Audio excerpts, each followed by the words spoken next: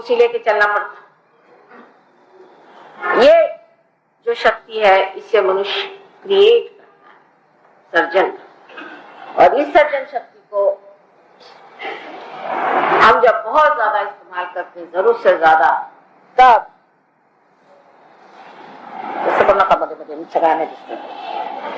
जिस वक्त ये शक्ति को हम बहुत जरूरत से ज्यादा इस्तेमाल करते हैं, तब एक ही शक्ति को इस्तेमाल करने की वजह से और जितने भी चक्र हैं उनसे हमारा संबंध टूट जाता है। एकांगी जीवन जिसकी होता है उसके साथ ऐसे जाता है।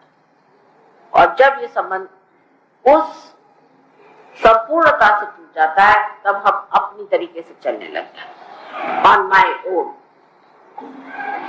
और इसी को हम कह सकते हैं कि इंसान जो है वो कैंसर की बीमारी से प्रभावित है। उसको शरीर का कैंसर नहीं होगा तो मन का भी हो सकता है। जितने भी अहंकारी लोग होते हैं उनको मन का कैंसर होता है। वो सोचते हैं कि मुझसे बढ़कर दुनिया में कोई, और वो जिसको छूते हैं वो भी यही सोचने लगता है। वो किसी के घर में पांव रख दे तो बच्चे भी सोचने लगते हैं। उनकी ऐसी कृपा होती है कि जहां उन्होंने बात की तो घोड़े बैल सब उनके जैसे होते हैं। जो अहंकारी मनुष्य होता है, जो अहंकार करने लग जाता है, तो उसको देखे देखे सब लोग अहंकार करने लगते हैं। अब हिटलर इसका एक उदाहरण है, जो अहंकार में इतना भर गया, उसने सोचा कि मैं कोई विशेष जीव हूँ, और वो जिसको छूता था वो ये सोचता था, यहाँ तक उन लोगों को मार डाला, हालत खराब कर दी। किसी के समझ में ही नहीं आया, इतना लाखों लोगों को उसने बेवकूफ बनाया और सब बेवकूफों की तरह उसकी बातें सुनने लगे, और छोटे छोटे बच्चों को और औरतों को उसको गैस चैम्बर में मार दिया और उनकी अकल ही। तो मैं बहुत अकलमंद हूँ ऐसे समझ के जो आदमी चलते हैं, उनके लिए हिटलर है सामने, दूसरे खोमिनी साहब है, ईदी अमीन है, ऐसे बहुत सारे हैं आपको दिखने के लिए। और अहंकार किस आदमी में होता है, जो कि यहाँ पर दिखाया गया है, आप देखिए पित्त के ऊपर में पीले रंग का अहंकार, ये स्वाधिष्ठान चक्र पे चलने से होता है। और इसकी शक्ति जो है उसको ये राइट साइड की सरस्वती की शक्ति जो है उससे। अब जिस आदमी के पास सरस्वती की शक्ति आ गई, वो अपने को दुनिया में सबसे होशियार समझता और इतना इस्तेमाल करता है कि उस इस्तेमाल के जैसे बाई प्रोडक्ट की तरह से हमारे अंदर यह अहंकार तैयार हो जाता है। जैसे कि फैक्ट्री खूब चलाई तो उसमें धुआं होता है, उस तरह से हमारे अंदर अहंकार होता है। और अहंकार का लक्षण क्या है, आपको आश्चर्य होगा, बेवकूफ। जो अहंकारी मनुष्य होता है अत्यंत बेवकूफ होता है, उसकी बातें जिसको कहते हैं एकदम स्टूपिड जैसे, इडियोटिक, बड़ा इडियट होता है। कोई आदमी आपसे कहे कि मैं फर्स्ट आया, फर्स्ट से फर्स्ट आ गया और मैं फलाना हूँ और मैं यहाँ का राजा हूँ, और ये मंत्रियों से कहना भैया मैं गरीब, मुझे माफ करो, तुम यहाँ क्यों आ गए।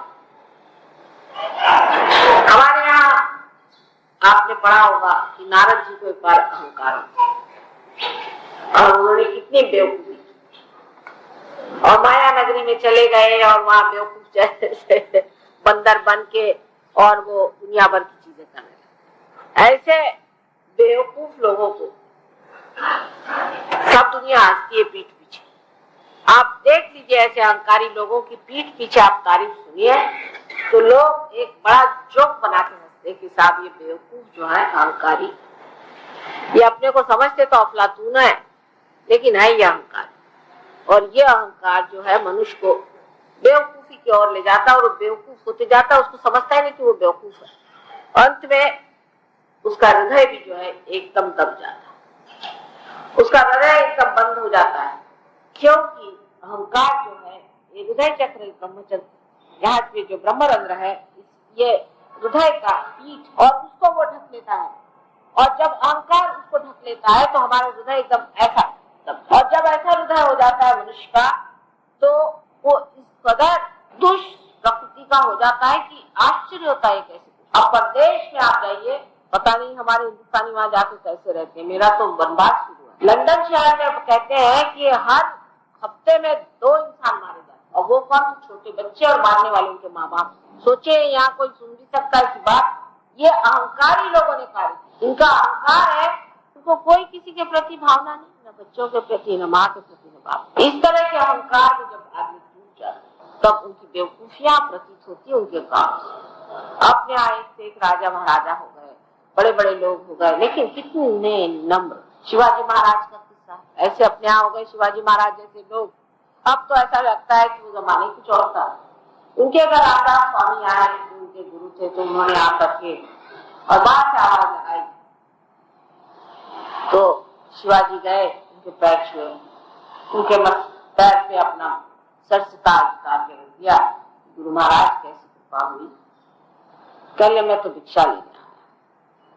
तो अंदर जाके चिट्ठी लिखी, उसमें लिखा कि गुरु महाराज हमारा जितना राज्य आपके चरणों में, और ला करके एक क्षण में या आप इसको राज्य सारा।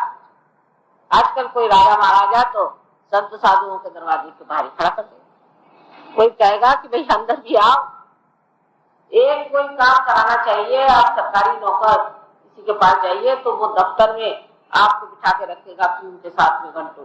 अरे भाई एक छोटा सा हमारा काम है, क्या करें, आप सरकारी अफसर हैं, यहाँ एक हमारा एक इसका काम है सहयोग का, हम तो कुछ पैसा ऐसा नहीं लेते हैं, आप हमसे इतना सा ले लीजिए। तो वो कहेंगे चलिए आप बैठो वहां, कोई पूछेगा भी। और यहाँ तो साक्षात जो राजा थे वो जा करके उन्होंने अपनी सारे राज्य को प्रदान, और राज्य को प्रदान करके और उन्होंने कहा कि अब मैं सब कुछ जान चुका। तो उन्होंने कहा कि भाई हम तो साधु आदमी, हम क्या राज करेंगे, राज तो करना है क्षत्रियों को, लेकिन इतनी बात है जब तुमने हमें प्रदान कर दिया तो प्रतीक रूप से ये जो हम छाती पहनते हैं इसका तुम झंडा बना। कोई झंडा बना लिया।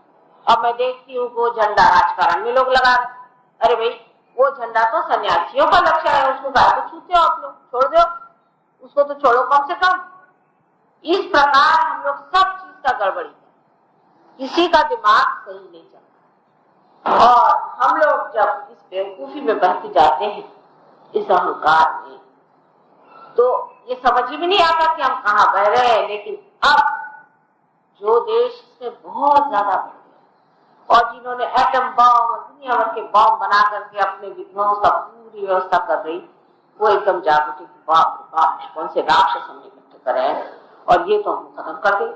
अगर अमेरिका ने एक बटन दबाया तो रशिया खत्म हो गया, रशियन ने दबाया तो ये खत्म। जब मुकाबले पे आ जाता है मामला, तब लोगों के खोपड़ी में बात आती है कि भाई ये क्या हमने ऐसा एडवांसमेंट कर लिया, क्योंकि हृदय तो रहा नहीं। आत्मा जिस चीज में नहीं रहता है उसका यही हाल है। कोई सी भी चीज बगैर आत्मा के आप करिए, चाहे आपका राजकारण हो चाहे आपका, आत्मा के बगैर की हुई सब चीज जाके नश्वर होगी और नष्ट होगी और नाशकारी कभी। अब आप लोग भी डेवलपिंग हो रहे हैं, मतलब आजकल आप लोग डेवलपिंग, कल आप डेवलप हो जाएंगे, तो वही नमूना हो जाएगा कि आपके बच्चे हो जाएंगे और आप 2-4 बच्चों को बांध डालिएगा रोज, और बीवी हस्बैंड का रोज झगड़ा, और उसके बाद डिवोर्सेस होंगे, सब लोग और सुने जाना फले में जाते रहिए और शराब पीजिए, बस और कोई धंधा नहीं करें। ये इंतजाम आपका अगर कर रहा है तो मुझे यहाँ से छुट्टी चाहिए। लेकिन जान कि बड़ी भयानक, इससे बचना चाहिए, बहुत भयानक, और इससे बचने के लिए पहले आत्मा को पाना चाहिए। फिर चाहे आप डेवलपिंग करिए चाहे कुछ करिए, पहले आप आत्मा को पा लीजिए, नहीं तो ये सत्यानाश में आप फंस जाएंगे। इसलिए जो गलत रास्ता है उससे मत जाइए, कोई भी वजह से। अब कोई है सब जर्नलिस्ट है, एक साथ आके बैठ गए, मुझसे लगे लड़ने। मैंने कहा भैया मुझसे क्यों लड़ रहे हैं, मैंने तुम्हारा क्या बिगाड़ा। कह लगे कि नहीं माता जी बात ये है कि आप तो कह रहे कि अब सब ठीक हो जाएगा। हाँ मैंने कहा हो जाएगा, ये तो बात है, अगर धर्म जागरूक हो जाए और आत्मा जागरूक हो जाए तो सब ठीक होने वाला। तो फिर कल हम अखबारों में क्या लिखेंगे, अखबार में तो हम ऐसी बातें छापते हैं जब कोई खराबी, एरोप्लेन कहीं गिर गया, कोई मर गए, 50 लोगों की हालत आ गई, तब छापते, तो हम क्या छापते, सारी दुनिया ही उल्टी घूम रही। तो मैंने कहा भाई कभी कभी तुम मनुष्य भी तो होते होगे, कभी कभी तुम इंसान भी तो होते होगे, क्या हमेशा जर्नलिस्ट रहे। और जब तुम इंसान होकर सोचते होगे तो देखते होगे कि क्या चल रहा है तुम्हारे और भाई बहनों के साथ, क्या हो रहा है, और तुम्हारे मानव की क्या दशा हो रही है, इसको सोचो तुम, और इधर तुम आओ।